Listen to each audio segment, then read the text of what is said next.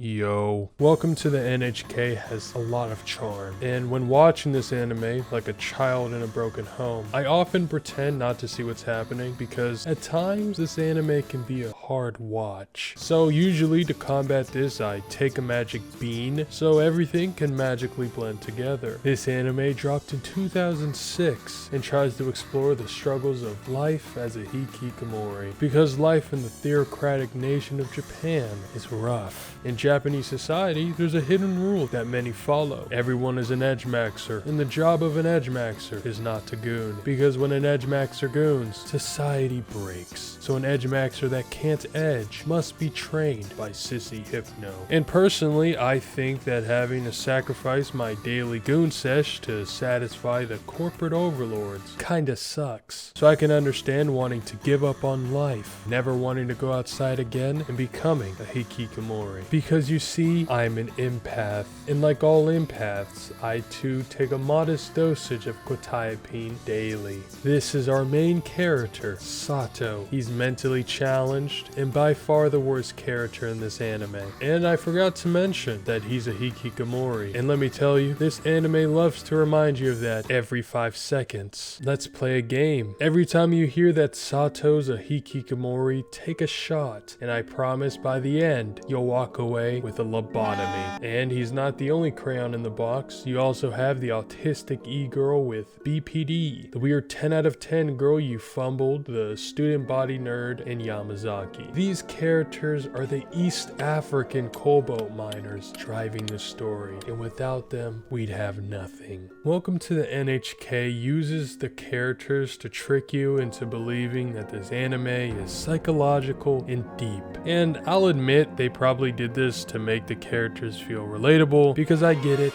trying to change and become a better person isn't easy. But seeing a character fail over and over, like a dog chasing its tail, not learning a single lesson, gets annoying to watch. And if they do show some progression, it's then rewarded with them completely reverting backwards. And this will usually happen after a major point in the story, and then he'll get a weird hallucination that just turns him into the local spastic, which is never explained on why and how he even sees the hallucinations in the first place. And I don't know, maybe if there was a reason for why he hallucinates, then it would definitely answer a lot of questions, wink wink. But instead, we have to infer that Sato has schizophrenia, which brings me into this point, that when this anime tries to dive into the psychological, it's usually done poorly, which means it's either not explained or it's written in the concept of a joke. For example, imagine your old senpai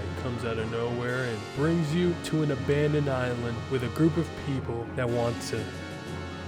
And instead of you being the voice of reason, you instead follow everything she says like a good dog. And when everyone is hand in hand, kumbaya, ready to jump off the cliff, it's not you that stops them from jumping. It's instead the actual guy that wants to die. And after this, you'll sit through some awful, cringy voice lines of your friends telling you why you shouldn't kiss, which was all set up for the punchline of this joke. So, that's supposed to make you jump or not jump?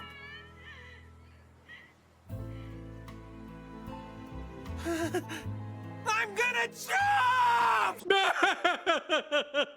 The forced romance that they throw in this anime really grinds my gears. You have Sato Misaki and Sato Hitomi. With Sato Misaki, you're constantly wondering what their relationship even is or what it's going to become. At first, Sato only saw Misaki as goon material, and you don't know Misaki's true intentions until later on in the series. Their relationship was already weird, with Misaki's "I'll fix him" therapy, and in every session Sato's just jugging. But despite this, they even go as far as almost kissing, but then that's never resurfaced again. Then there's Sato Hitomi. You're constantly wondering if they've ever been together, because clearly there's some sexual tension there. Their relationship is just too confusing, and don't expect the anime to help, because the best you get is a brief flashback that implies that Sato lost his V-Bucks to Hitomi. How lucky. Which would explain why Sato treats Hitomi like he's the Discord kitten and Hitomi's daddy. And even though she has a boyfriend and only emotionally uses Sato whenever she's tweaking, he's still loyal to the very end. Now, I do like this anime. Its commitment on trying to paint the struggles of real life is very admirable, especially for an anime that came out in 2006. The Bush Year. The characters are well written, and even though I think Sato is the worst character, I can still respect the commitment to the flawed character archetype, and I can guarantee you that many people will look at Sato and think he's just like me. Personally, I think Yamazaki is the more relatable character, even though he's mainly used as a doormat for Sato, and spoiler, he's not the only one.